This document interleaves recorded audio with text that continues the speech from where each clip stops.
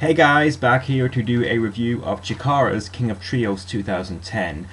King of Trios happened in late April. Been looking forward to watching these shows for quite a while, to be honest, because I've become quite a big Chikara fan since Season 9 started, and they started with this whole B.D.K storyline. It's been very fun to watch. Been familiarizing myself with all the characters, becoming engrossed in the storyline. It's just been a lot of fun, and I was looking forward to these shows. Was not disappointed in the slightest. I want to talk about these shows, even though I don't like doing reviews necessarily. I don't want to talk about Chikara, I want to talk about these shows, so that's what I will do in this video, and 2 videos after that, because I do want to give each night its own specific video, because if something's worth doing, it's worth doing right. So if I'm going to do reviews now of Chikara shows, might as well give them my full effort and attention by giving each night its own review. Of course, we're going to start with night 1. This is definitely not the best night you're going to see of wrestling or of storyline progression, but I do think that it is essential viewing if you want to fully enjoy the tournament, because just because it gives you a feel for how the tournament's going to go, and I think more importantly, you get to kind of familiarize yourself with the non-regular talent that are here, the foreign talent that are brought in for this show, because I think that by the end of this tournament, you do develop kind of an attachment to these foreign talents, these non-regular talents, and when you realize that they're going to be wrestling in their last, well, when you realize you just saw their last match, you do kind of feel like, oh my god, I want to see these guys more. So yeah, this show will help a lot with that, if you want to fully enjoy the tournament, in my opinion. We started off with the Throwbacks versus F.I.S.T. The Throwbacks being paired up with a guy who I can't remember his name, but I do remember that he had the gimmick of being the guy who invented wrestling, and that made for some good comedy in this match. It wasn't hilarious by any means, but it was kind of fun, and the original wrestler did provide some hilarious, not hilarious of course, but some funny spots, I thought. It was a fun opener, and it was, I admit, I was laughing pretty hard when Gargano was attacking his own partner because he thought it was his opponent. It was just fun the way they do it, even though it's a pretty simple spot to do. That was just a lot of fun the way they did it, and it was a fun opener to start things off. Not the best opener you'll see this weekend, definitely not, but still a good way to start this off. And then we got to Team Frightning versus Team Big Japan. I actually started watching a Big Japan show just before the King of Trios DVDs actually arrived, because they were a bit late, all things considered. But I started watching their 15th anniversary show that happened in early April, I believe. Not actually sure. Didn't get to anything particularly relevant. The first 3 matches on that show are actually comedy matches, believe it or not, or at least gentle comedy matches, where there seems to be one powerhouse big guy in the match, and he's providing all these comedy spots. In one case, a powerhouse woman, believe it or not. So that's what I thought we might see here, because it is Chikara and it is comedic, and there was some of that here. But I was actually impressed with how these guys could work.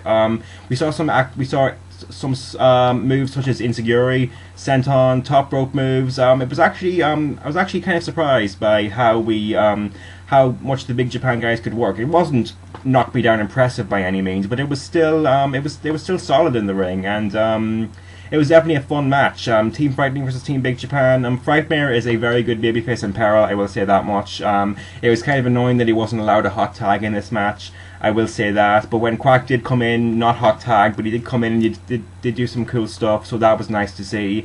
And yeah, definitely a very solid match, and Big Japan went over. And you know, I was kind of surprised by how far the foreign talent got on this show, but I guess it is a international tournament, I guess, and it did pay off in the end, because of the reason I said beforehand, the reason you should get this show.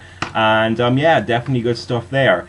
Then we get to the Bruderschaft team of Claudio Castagnoli, Ares and Tursas versus the Osirian Portal, and what turned out to be fellow B.D.K member Sara Del Rey.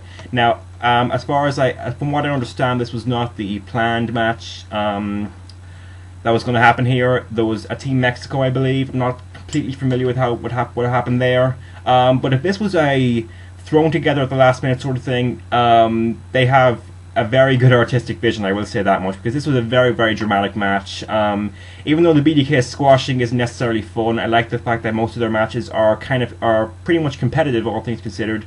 Watching them squash guys, even for a few minutes, isn't very fun. But after you've had a Masters going for the hot tag and he meets Del Rey, you just want to get furious with the B.D.K in a good heel way. I mean, when a Masters, you're expecting a hot tag, a Masters goes for it, and then he counters Del Rey, and she's the one looking for the tag. Yeah, I thought that was very good psychology there. Good near falls. When Ophidian actually did get in for a hot tag, he kept Eris guessing with his moves, and that was kind of fun to see. And it was good in the end that Sara Del Rey did not take the pin, that the B.D.K actually beat one of the members of the Osirian portal. It made it just seem credible, and I'm a bit surprised I'm saying that because I am a Osirian portal mark, but this was a very dramatic match. It had a lot of drama in it, and if this was a last minute sort of thing, they did very well for themselves here, I have to say that. Then we went to the Unstable versus Team Osaka Pro. Probably the weakest match of the night, I will say that. The Unstable are very mediocre, very uninteresting. They've shown me nothing of interest as of yet from what I've seen of them. The Osaka Pro guys did not show what they could do in this match. They showed nothing of what would fester itself in the coming nights. But they definitely kind of showed an inkling of what they could do, but it definitely did not prepare you for what you're going to see in subsequent nights. But it was kind of a nothing match. It was okay, don't get me wrong, but it was just bland, uninteresting, just kind of there. Then we get to Aeroform and Johnny Gargano versus the Colony. Interested in this because the Colony usually does get me interested in a match, but Gargano actually showed some interesting moves in this match, a lot of different moves. He probably isn't the best psychology guy in the world, but he does have some interesting, good moves, and almost wanted him to win this match because I was a good bit impressed by him. But of course he didn't, and the Colony won, which of course was the right thing to do. And it was a good match, and Johnny Gargano was kind of impressive, I thought. But it was a good match. It was a fairly solid match. Then we get to First Family versus the Bruderschaft team of Tim Donst, Pinkie Sanchez, and Lince Dorado. The wrestling in this match was good. The wrestling was good, but honestly, I thought it lacked the drama that we usually see from B.D.K matches. Usually the B.D.K matches are very dramatic, very much keep you guessing as to who is going to win. This match did not really do that, I didn't think. It didn't really showcase these guys as much as they should have. Maybe I got myself thinking in this during this match. Was this the first time that I had seen Tim Donst, Pinkie Sanchez, and Lince Dorado as a trio?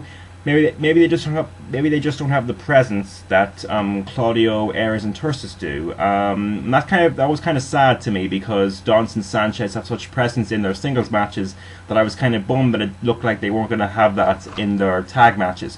But it turned out later on that I was wrong. But maybe this was this match was just kind of like a freak occurrence, maybe, because it wasn't. The wrestling was good. It just kind of lacked the drama that I'm used to seeing from B.D.K matches. So it was still good. The wrestling was good, definitely. Then we get to Los Ice Creams and Curryman versus El Oriental, Alebrije, no idea how to pronounce that, and Cuije. Cuije, I believe, is how to pronounce that. I've heard his name a lot more than I heard the other guy's name. Cuije is the midget in this case. This was fun, I thought. Not really as knocked me down hilarious as I thought it might be, but it was still fun. I thought the Curryman comedy would have been a little better in this, but it was still fun. The midget, Cuije had some funny bits, had some funny moments in this, but it was I thought it was underwhelming. I thought it wasn't all that great necessarily, but it wasn't torturous to watch. Definitely not. Definitely didn't think it was that bad, but it was okay. It was kind of fun, I guess. Then we get to The Future Is Now, Quackenbush, Equinox, and Helios versus the Jackson 3, the two Young Bucks and their brother Malachi Jackson. This probably had the best wrestling of the night, and Malachi, I'm not going to say he's as good as his brothers. I'm not even going to say he's almost as good as his brothers, but he definitely does not embarrass them, and he's quite impressive. And the fact that he's only 18 or 19, that's pretty scary when you think about it. But there was lots of craziness.